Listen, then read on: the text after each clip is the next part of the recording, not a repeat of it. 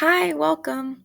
My name is Catherine Venegas Garcia, and today I'll be presenting my juvenile delinquency project presentation.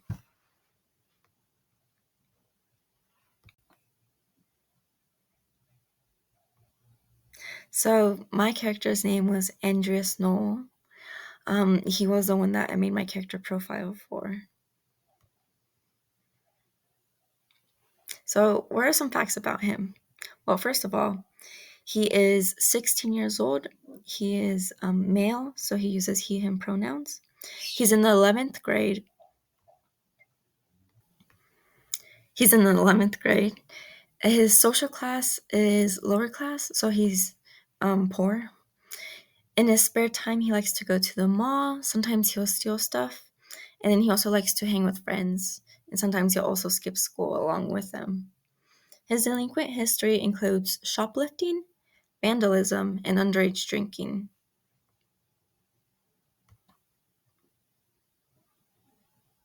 His family life. So Andreas's mom actually works two jobs. At night, she works as a janitor at a hospital, and during the day, she's actually a factory worker. Manuel is his older brother. He's 21 years old, and then he also dropped out of high school when he was in the 12th grade. And then he still currently lives at home with them.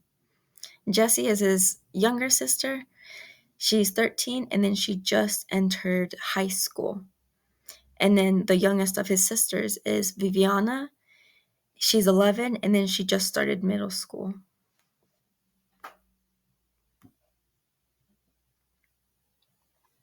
So, what was his childhood like? Well, he was born in Atlanta, Georgia. The reason why I chose Atlanta, Georgia was because I searched up some of the cities that had like the lowest graduation rates, and then Atlanta, Georgia was like actually one of them. So that was really interesting. When he was 8 years old, his father went to prison for domestic abuse. His father was verbally abusive towards him and his siblings. Meanwhile, he was physically abusive towards his mother. After a fight with his mother, the neighbors ended up calling the police. So he was incarcerated and he went to jail. After his dad went to jail, his mother had to become the main breadwinner. She began working two jobs and then spending less time at home. And because he was spending less time at home, Andrea started feeling a sort of resentment that she wasn't there. So, in order to get his mother's attention, he started picking fights at school. And then he also started getting in trouble more. So, he'd vandalize buildings, he'd disobey his teachers. So, whenever they'd ask him to like not talk during class, he'd yell at them. He'd be rowdy in general.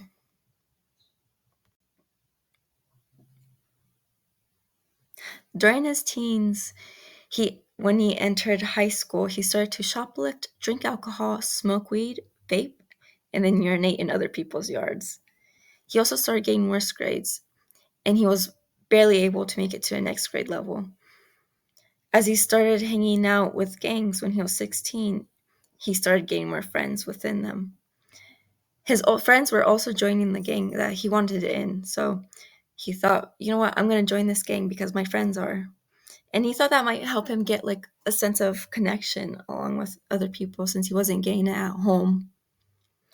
He met some other friends during high school. This was Kyle Roberts, Maya Bennett, and Ash Wilson.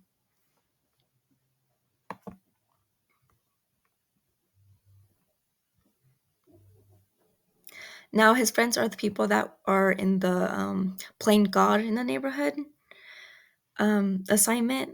So the first one is Kyle Roberts. He likes to break car windows, and then with Andreas, they skip class because Kyle has a car. Maya Bennett is also their friend, and what she does is she steals her mom's alcohol and gives it to them. And her boyfriend is also one of the gang's higher ups. So the gang that Kyle and Andreas is in is actually run by Maya's boyfriend, which is like a lot older than all of them. He's like 21 for some reason. Anyways, and then the last person to join the gang was Ash Wilson. And then she always talks about like running away from her family because she hates her home life, but she never does.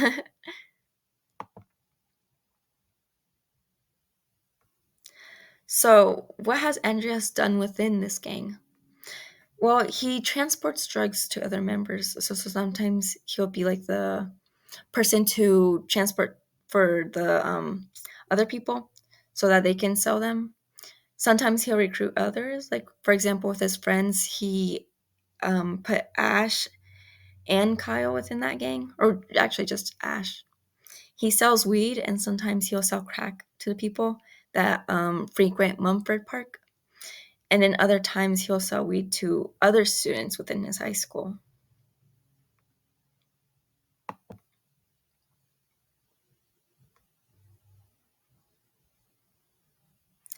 So this is Andreas's neighborhood. Right here we have Andreas's home. So where the little star is where he lives. And then there's supposed to be like little apartments and everything. And then there's a mall that he usually skips class to go to. Then Mumford Park is the place where he sells weed to people. So that's the area that he usually goes to skip school. And then his school is actually down here, and that is Road High School. So that's the place where he currently studies at. So let's look at some of the theories used for Andreas's delinquent behavior.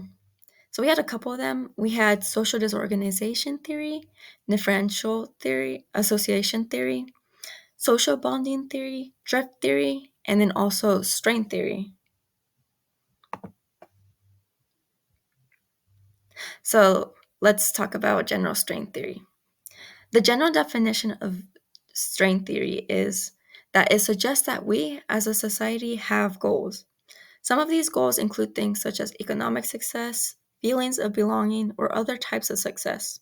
However, as a young person in this society, these goals are a lot harder to achieve than we think. As a last resort, some youth may turn to other methods of achieving success. For example, they might start stealing or they might even join a gang. Let's compare. So, in the chapter, we had two people that added onto this theory. Merton did the theory, he like invented it and everything, and then Agnes just added onto it.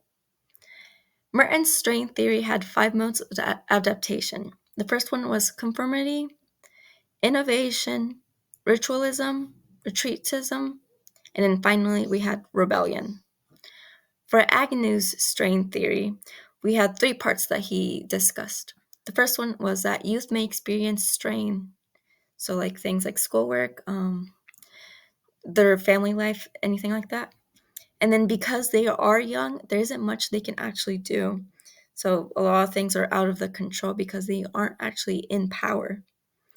So in other words, they might find different ways to release their strain frustration. So you might resort to stealing, they might join a gang, might do things like that. So what are the strains that Andreas is feeling? Well, first of all, his schoolwork is lacking. He's like currently failing class, so his grades aren't very good. His dad is incarcerated, and because of that, his mom isn't around as much as she should be. And then he feels no motivation to do his schoolwork because of his family life. And then he recently moved high schools. So he used to go to a high school where his friends went, but not anymore. He doesn't feel a sense of belonging because he is new to that high school, and also because his family life isn't very good. He doesn't really have much power in the things they could change. And then at the end of this all, he might have to redo his grades. So he might be held back because of his failing grades. Another theory that I really liked was the social bond theory. So the social bond theory suggests that in order for people to be less likely to indulge in criminal behavior, they must form some kind of meaningful social bond with others. These social bonds help them not participate in illegal acts. And then social bond theory had 4 elements. The first one was attachment, the second one was belief, third one was commitment, and then finally we had involvement.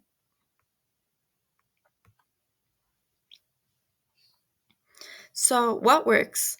When we looked at the book by Aaron Smith and then Wagner, we noticed that recreational programs do kind of work, but they weren't working by themselves. So you can't just put a kid in a recreational program and then expect it to work. What they need to do is be supplemented with other types of treatments. So we had cognitive behavioral treatment and motivational interviews. These kind of help people to stop participating in criminal acts, and then sort of establishes like what their family life is like, so they can like sort of talk it out with others. And then drug and alcohol treatment plans were also really good, because a lot of these youth offenders are engaging in like drinking or doing drugs and things like that. An academic tutor was really good as well for my character, because he was failing. So that kind of helped him get like a sense of control over his grades. And also more support at home. So for my character, what we had was that the facilitator that was talking to him and his mom suggested that his mom be a little bit around more. And then during breakfast, they could have like breakfast together. So that's a form of social bonding with each other.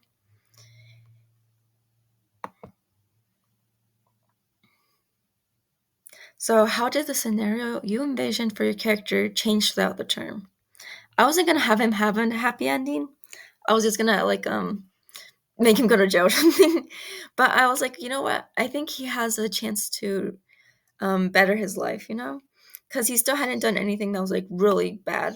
Like he still hadn't gone to jail yet. So even if he did vandalize or shoplift, he was never caught for it. So there wasn't like much legal repercussions. And what ended up happening was he got caught for selling weed to other students, but he wasn't put in jail. Instead, along with his mom and his family, they helped him get a sense of belonging within his family, and then find other ways for him to like to let out some of the strange frustrations that he had. He ended up getting a mentor within a group of bikers, so that was kind of funny. And then yeah, he got rehabilitated in the end.